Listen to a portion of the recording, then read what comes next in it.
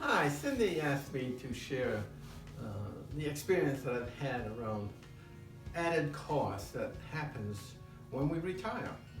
Um, I retired 10 years ago on Social Security. I was still working like 4 or 5 months out of the year and off the rest of the month. But what would happen is you'd have increase in insurance costs. The U.S. government would give us an increase, okay, and then the Part B would take the increase away and might leave us with 10 or 15 cents, saying that we had an increase. In the 10 years, I have not had an increase that gave me significantly more money. I've had to pay more money. The insurance cost became a big item. House insurance, car insurance, taxes on the house that we own outright. And you can see why so many retired people end up not having enough money, 15, 20 years down the road. Should they be lucky enough to survive all that? The cost of living here in West Virginia for the wintertime is very expensive. So we went to other areas for 3 months, 4 months. Little by little, each time we would go out would be a little bit longer. And we felt that Texas was going to be an area that we would want to stay in. Of course, Sydney was born in Corpus Christi. But the weather, it was cold, You had a few nights that it would go below 32. There'd be ice on the road, especially over the bridges, because the bridges do freeze before the roads do. So, in the process of our son going to Huatulco, Mexico, we ended up renting an apartment. We ended up fixing it up. We paid my vehicle off. We got rid of it. It's amazing.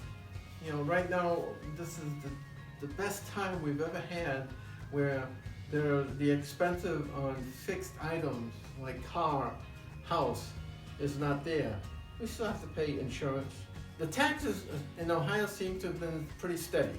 They haven't taken the increases that I experienced in New Hampshire, where they really go up high in some of the northern states. Medical cost is a big item. Every year, your first few years you get on Medicare when you turn 65. It's reasonable, and then it keeps going up and up. And the weather is definitely what we had hoped for. In those 10 years of searching. And last year, from December till May 23rd, we had 1 day of rain. There's usually June, July, August, September. Sometime in October, they get occasional rain, more like a thunderstorm. But the weather from December to May was unbelievable.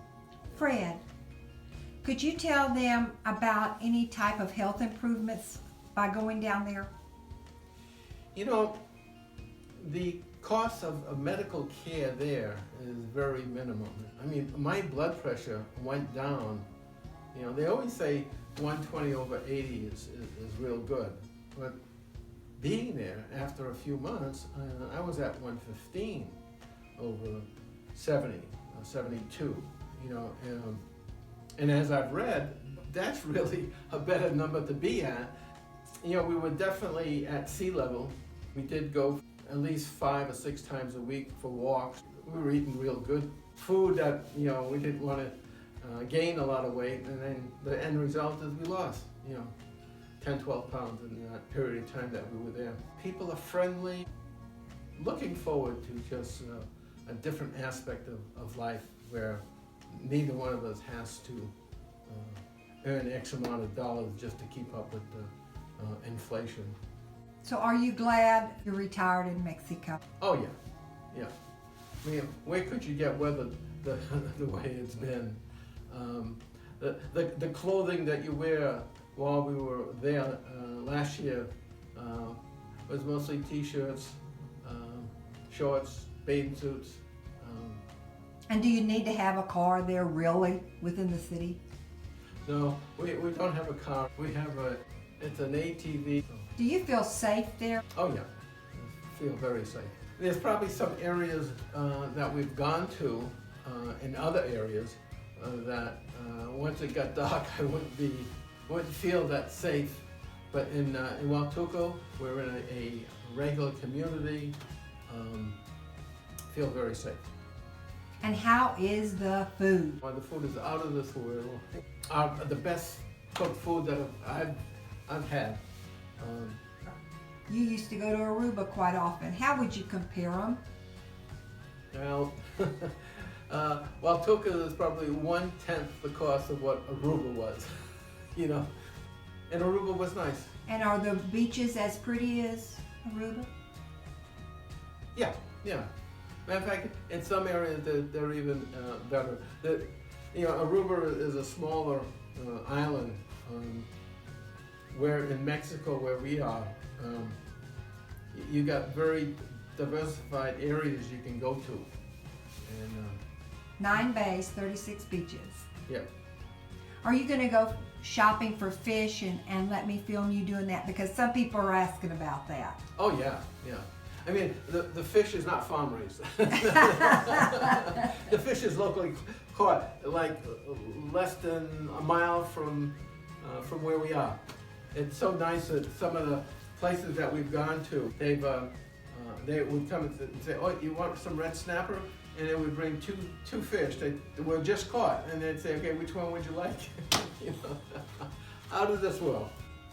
Well, we just want to thank you for watching, and we want to help you overcome fears, doubts, and insecurities if you're facing a grim existence or survival just on Social Security. It just doesn't have to be that way. Bye. Bye. That's it.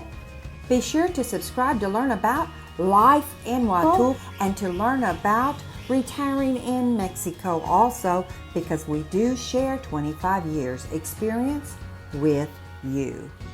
Do you need a virtual mailbox so you can take care of business and personal communication on a daily basis? Are you interested in expat or nomad insurance that's highly affordable? Click our links below. We'll be back soon. Retired in Mexico!